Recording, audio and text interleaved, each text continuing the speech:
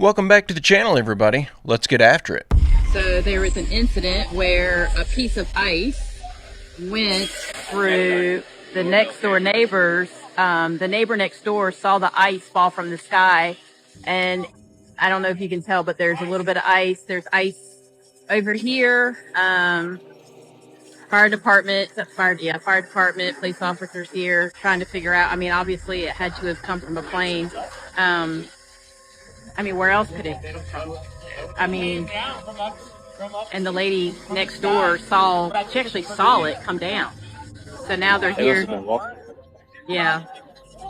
And it must have been walking. And it just sounded like a big bomb? Like just went off or something? I didn't hear nothing.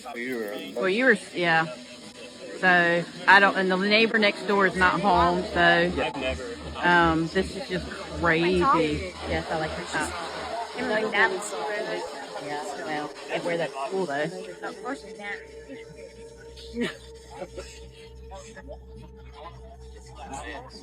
But I wonder how high this plane was. 30,000 feet. Yeah, about at least 30,000. Way up in the atmosphere. They just fell. Wow. But she said it was like this, really. How big? Like big. Bigger than our But it's hard house. to tell from the sky. Yeah, it is. Because I think that would have left Are you a picture gonna then. stay? Are you gonna stay here, For or are a you little gonna? while, yeah. I'm gonna be here for a little while, trying to figure out what's going We're on. trying to go viral. Yeah. That's the third time in a week where we've seen something just falling out of the sky that could hit you in the head and put your brain in your boots. 2025 is going to end up being the year that hard hats come into fashion. I tried to Google the likelihood that this was aircraft related, and I actually come across some really interesting reading. While it's usually assumed that chunks of ice like this are formed on the bottom of a plane going through a cold cloud and then break off when they go through a warmer climate, there's also a phenomenon called mega cryometeors. These are large chunks of ice that fall out of the sky despite there being no clouds and no aviation activity nearby. And scientists still haven't been able to explain it yet. That's terrifying to find out about. Hollywood party is that this is what it means to sell your soul to the devil. So he goes from room to room and he gets to a room where everyone's waiting in line and there's a bookshelf behind him with all these holy books. The Bible, the Quran, the Tao, the Torah, you name it. And when you get to the front of the line, he says, which one is yours? And they would choose which holy book was theirs, meaning like what religion were you brought up in, right? And then he makes you place your hand on the book with some kind of metal object over it. And you have to say a statement that says like, I bow to no one, I alone am my own God, I bow to myself. Like a super service to self, like slogan. And then you get permitted entry into the last room. And he was like, I'm not doing this. This is evil. I'm out. So he gets to the front of the line and he's like, hey man, I don't feel comfortable with this. Can I cop out? I'm not doing this. And the guy leans in and is like, sure man, just go to the back of the room and take your mask off and somebody will come get you. So he does that. And then the people that come to get him start shouting and pointing him out. And they say, the price was not paid. Let the profane be removed or something like that. The price was not paid. Let the profane be removed. And everyone starts chanting it, and they carry him out of the thing. So he's outside waiting for they told him like somebody's going to come to pick you up and drive you back home. And so while he's waiting for his like Uber ride or whatever for like 10 minutes. He walks around to the side of the house and looks through a window, and he sees the last room that his friend went into, and it's all these cameras set up, and a bunch of people are wearing masks, and they would put each person in the center. And he doesn't say what they were doing, but he said basically the most heinous act you can imagine was happening, and they were filming it. And so I imagine that probably means they were doing unspeakable things right? And they're filming it. So now they have dirt on you, right? And the story goes on, and he talks to his friend the next day. His friend's like pretending like everything's cool. And he tells him like, bro, I saw what happened. Like I saw what they made you do in that room. And his friend kind of freaks out on him and is like, don't tell anybody. Like they could blackmail me with that. Like you can't tell anyone what you saw. This could easily be made up, but it sounds like what we all expect is going on. I just wonder who he's talking about. I'm sure he's not giving names for a reason, but if nobody wants to come forward and actually give names, none of this stuff is ever going to get exposed. I'm betting this is the kind of initiation practices that they have at all of these elitist clubs and groups. They're all doing such horrible things, the only way they can trust each other is to have blackmail on each other. I highly doubt that this is only going on in the film industry, but I do not doubt that it's going on. Hey, don't forget to click like and subscribe if you haven't already, and check out my merch store at barry-stepp.com. What more do you need? This image has been making the rounds the last few days, but it was actually taken by the Mars Global Surveyor back in 2001, and it appears to show this massive square-like structure in a Martian crater with right angles. Compared with ancient sites on Earth, it looks like there might be something going on here.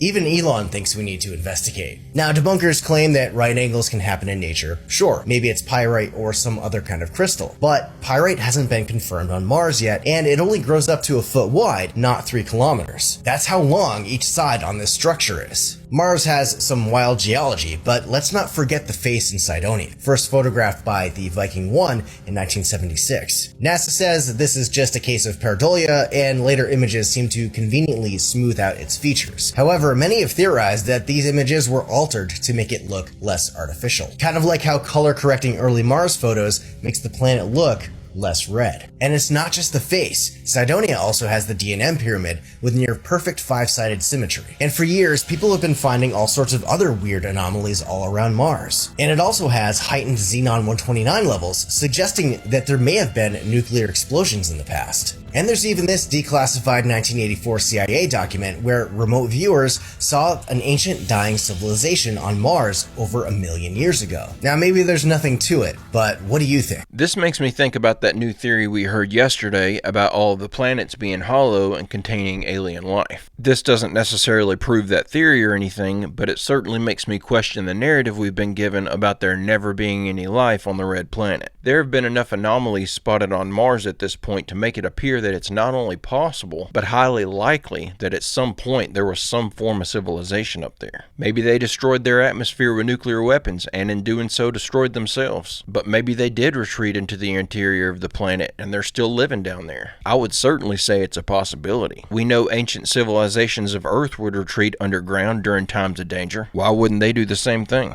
Right, I want to talk to you guys a little bit about volcanoes, natural disaster events, earthquakes and things of that nature, and the UFO activity that doesn't really get spoken about much.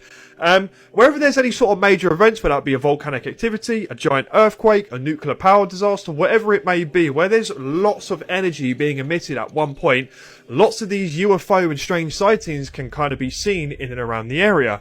And there's a lot of documented evidence of UFO sightings around volcanoes, including during eruptions. One theory is that the energy from the volcanic eruptions may power UFOs. And that doesn't necessarily mean that it's an alien thing. It could just be something unidentified that we are very unaware of. Much so like the plasmoid activity that we're seeing. We know that they are here, and we know they've been around for a very long time. And scientists have also been talking about the fact that these things may be sentient to an extent, and they do exhibit intelligent behaviors, right? And whenever there's a massive event, whether that be a giant hurricane, a thunderstorm, a volcanic eruption, these things fly and move around. This could be in relation to the fact that maybe they get attracted to these sites for energy purposes, and you can always see these entities flying around, either multiplying, joining up, kind of dividing, kind of like you would see bacteria in a petri dish. And is this the level or the power bank for these entities to do their thing? And we know they are ejected from the sun too via solar flares. And we've had a lot of solar flare activity in this past year or so with the auroras and plasmoidal uptick that we've been seeing, which is very interesting. And we know now that when a coronal mass ejection happens and a solar flare is fired off, that plasmoids can be ejected from the top part of the solar flare. So if that's directed at Earth, then we get a massive uptick in sightings in relation to the activity that we are seeing in space, right? So I don't know, man. There's got to be some correlation there, and there's got to be a bit more sort of, looking into this stuff. I think that's a reasonable assumption that they could be harnessing energy from these events in some way. I personally think they're just curious and collecting data or something, though. You can see in that one clip that a craft flies directly into a volcano like it's trying to end it all. I keep thinking back to this description that Bob Lazar gives us of this propulsion system that creates this sort of force field around the craft, protecting it from the elements. And it also apparently protects the occupants from experiencing the effects of G-force. Maybe this craft can fly straight into that lava and collect data from the inside. Either that, or it's using that actively erupting volcano as a doorway into an underground hideaway. That could be what it's doing, but clearly something's protecting it from the lava or it wouldn't be flying straight into it. Scientists have reportedly discovered a lost continent unlike any other continent we have today off the coast of Australia. Scientists are also predicting that Earth could get an 8th continent and a new ocean sooner than what they thought. What if these predictions and discoveries have bigger implications than what you think? You see, an interesting theory that has been circulating for quite some time now is that there are more continents in our world than what we've been told, and that there are continents far away that have been purposely hidden from us. One of the most interesting discussions that stems from these ideas is that UFOs don't actually come from outer space or planets millions of miles away, but instead from continents right in our world that we simply don't know exists. This isn't coming from overactive imaginations. There are accounts from people in modern and ancient history who claim to have been taken by an unknown craft to areas not in space, but right in our world that are far greater technologically than anything they've ever seen. With that being said, what if these reports of new continents being discovered or added to us, and even talks about the Galactic Federation, is just a way to slowly get us prepared to become aware and integrate into a side of the world that's been hidden from us? I really like the idea of lands beyond the ice wall, but I'm still waiting on that hard-hitting evidence. As far as that stuff he's talking about there at the beginning, I'm almost certain I found the exact article that he's talking about, and don't get your hopes up. In regards to the continent of Africa splitting and making 2 continents, they simply stated that Africa will split up one day, long after our great-great-grandchildren are dead and gone, and create a new continent and a new ocean. In regards to the new continent they say they found, they just overlaid old sea levels onto a topographical map and discovered where there used to be some islands sticking up out of the water. It's really interesting to read about, but they're already making tons of assumptions, like how many people lived there, what their culture was like, and even what kind of art they likely made. Keep in mind, they've found 0 artifacts. They're making all these assumptions off the idea that there were islands at one time exposed off the coast of Australia, so people had to have lived there. It's interesting, but it reads like a poorly fleshed out conspiracy theory.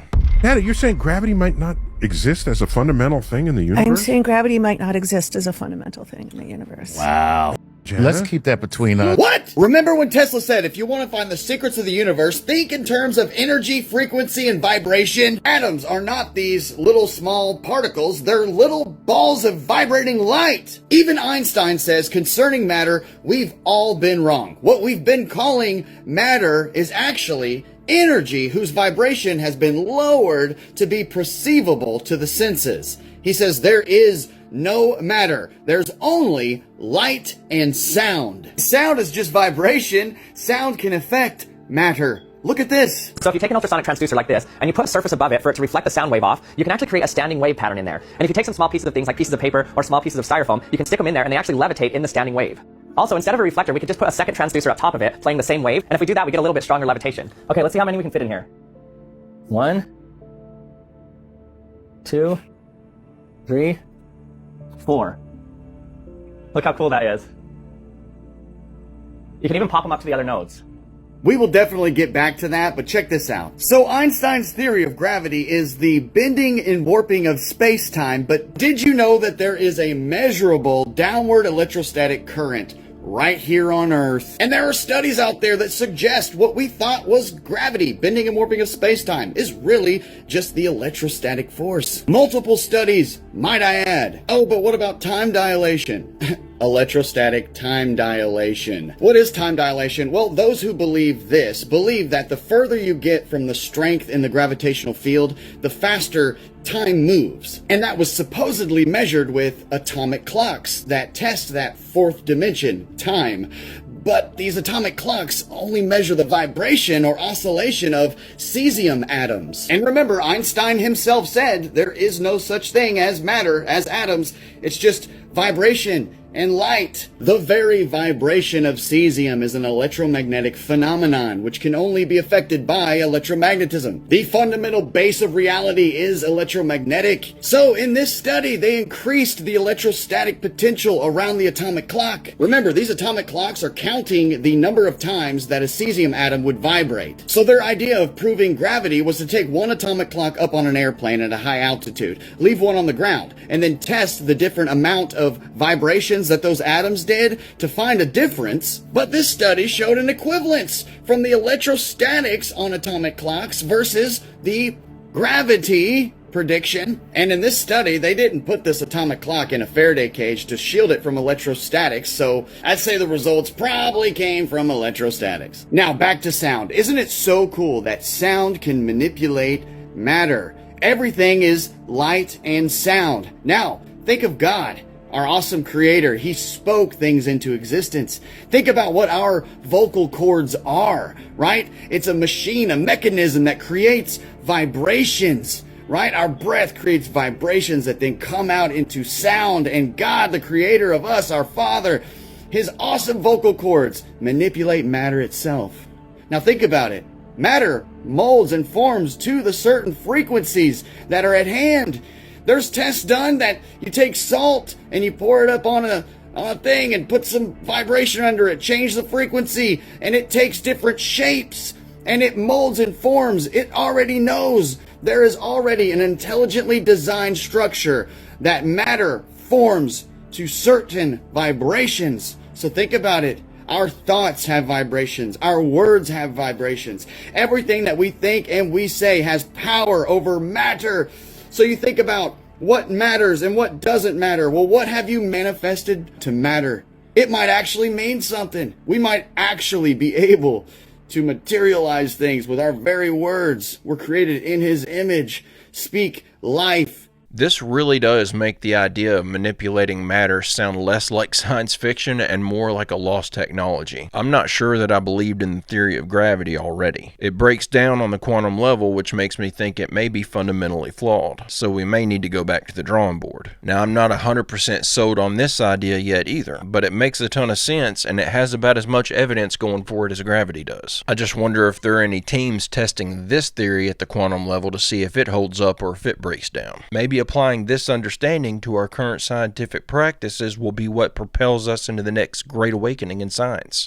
Mate, we got something interesting coming out of France right now from 2014 that's kind of resurfaced online of your typical tic-tac shaped UFO phasing through solid matter. Look at this, mate.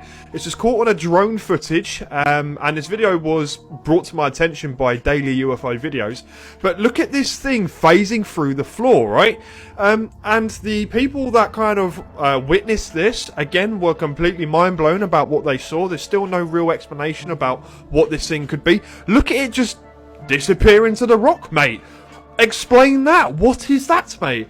I mean, like the footage that we've been seeing recently as well of the cigar-shaped UFOs, the very long ones. We've had a lot of Tic Tacs making an appearance recently. And all of this is relevant, you know. And there's been talks in the past of UFO-type objects being able to phase through physical mass, whether that's them travelling through a different dimension or a different plane of existence, and they can just phase in and out between things that we can see. And if this is your textbook perfect example of two veils crossing and things kind of phasing in and out between realities, you know, because the speculation of things like this do happen, and we've had a lot of sightings where things just don't make sense. If that's whether it could be to do with, you know, you see a person walking through a wall like a spirit, is that two different realities phasing in and out, and you're just kind of seeing that in a weird way represented, you know? But I don't know, man. You guys let me know what you think. This bit of footage is absolutely amazing, and France, holy moly, man, you guys get some cool stuff over there, alright? Look at this one more. And it just goes, disappears. Whether there's something in the mountain, like a base, or something more that we're just not seeing. Look at that. Absolutely amazing. There you go, guys. You let me know what you think. I have two ideas on what could be going on here. It could be that this is someone capturing an object that was created by Project Bluebeam, and that would explain how it's able to just phase through a mountainside like that. It's not really there, it just looks like it is. And the second idea that I had brings me back to that Bob Lazar propulsion system I was talking about earlier. Maybe that's the propulsion system that this craft is using, and it has that force field around it that allows it to effortlessly move through the elements, no matter what they are, without being affected by it. That's an awesome video, though. I bet those people were freaking out seeing that in person. A young man died in agony after the price of his inhaler rose from $66 to $540. Cole Schmidtneck, 22, died on January 21, 2024, following a fatal asthma attack on January 15th after being unable to afford his inhaler. On January 10th, after visiting a Walgreens pharmacy in Appleton, Wisconsin, he was informed that his prescription had skyrocketed from $66 to $540 with no prior notice. And Cole was forced to choose between his medication and his rent. He chose to pay his rent. Walgreens had suddenly refused to cover his usual prescription under insurance after OptumRx changed its policy in the fall of 2023. Unable to pay, Cole left without his inhaler and struggled for 5 days before suffering a fatal asthma attack. Emergency responders found Cole unconscious and blue. Despite attempts to save him, he was pronounced dead, and his parents made the painful decision to remove life support on January 21st. Now they are suing OptumRx, Walgreens, and Walgreens Boots Alliance. They are seeking damages for negligence and wrongful death. Cole had his whole life ahead of him. Because Cole was forced to choose between paying his rent or shelling out hundreds of dollars to cover his medication out of pocket for a drug that did not need to be that expensive, his family is without their loved one. Cole was reportedly given no warning about the insurance coverage change, which violates Wisconsin state law requiring 30 days notice. I hope his family absolutely tanks that insurance company. All of that because they wanted to make more profit. How in the world could they justify that type of price increase? If they were selling it for less than $100 initially and doing so likely for years, why would they need to just suddenly jack the price up like that? I'm betting somebody sitting in an office somewhere made the decision to jack up the price on that medication because they just figured that if people really needed it, they'd pay for it. This needs to be investigated by Congress. Why are they just deciding out of nowhere to increase the price of medication that people need for survival? How is this even allowed legally? People call aliens, we call IBs, or in layman's terms, interdimensional beings. In simplest terms, other dimensions or planes, as we call them, exist and lay on top of each other, as if you had a blanket with another blanket stacked on top of it and another blanket stacked on top of it. To explain it so you can understand, you can imagine the Earth and our reality as a thin blanket, and all of these other higher dimensions are the blankets laying directly on top of ours. Now the alien beings, or the ships that we have seen in videos, are in fact what we call jumpers, in that they exist in their relative dimensions, but have, in fact, jumped into ours. Most of the time we are unable to see them, as they are at a wavelength indifferent to our own, and our senses, eyes, and ears cannot detect. Planet, star, and galaxy within our own plane and universe, as we see it, exists also in these other dimensions. We've detected at least 4 other dimensions that do exist. Every planet we know of, every galaxy, does exist in these other dimensions. However, with each new dimension, each planet, galaxy, star takes on a different form. To us, it's a deadly gaseous planet, completely uninhabitable. However, when you look at Jupiter in an elevated dimension, you will see that it has completely changed in all forms. It's no longer a deadly ball of gas, but is now solid, has a different color, and is now inhabited. There's much we do not know about the universe and how it works. Now, we are not alone in the universe. Within our own dimension of space, as well as other dimensions.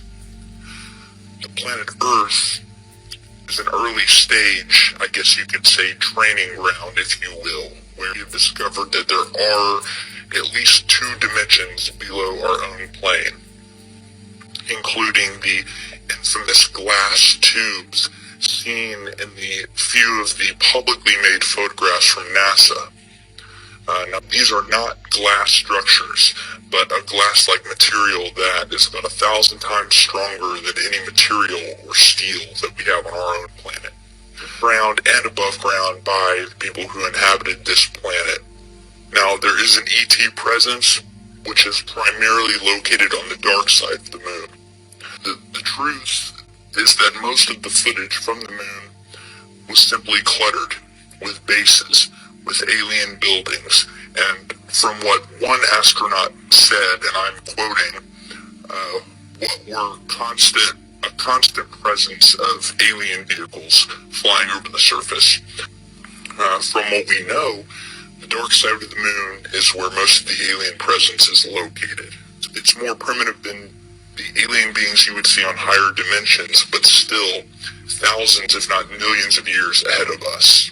There's a lot of assumptions or theories being thrown out in that clip, but the main reason I put it in there was the theory about all the dimensions being stacked on top of each other, and the planets existing in these other dimensions, but in another form. Now, of course, I have no way to verify that claim, and it sounds absolutely crazy for this guy to just come out and say, this is the way reality works, but I really like the idea. We know that science keeps telling us there are more dimensions, and I just like the idea that it may be aliens from Jupiter, but Jupiter in another dimension that are flying around checking us out. And if they can figure out how to jump dimensions, maybe we'll figure that out one day as well. But guys and gals, I'm going to go ahead and end the video right there. I hope you enjoyed these clips we watched together today. I'll be back tomorrow with another video. I hope you come back to join me. Don't forget to leave a like and subscribe if you haven't already, and check out my merch store at barry-stepp.com. And don't forget to leave a photo of your merch over in the Discord to get your photo in a video. But with all that out of the way, I hope everyone has a great, safe, fantastic rest of your day, and I will see you all tomorrow.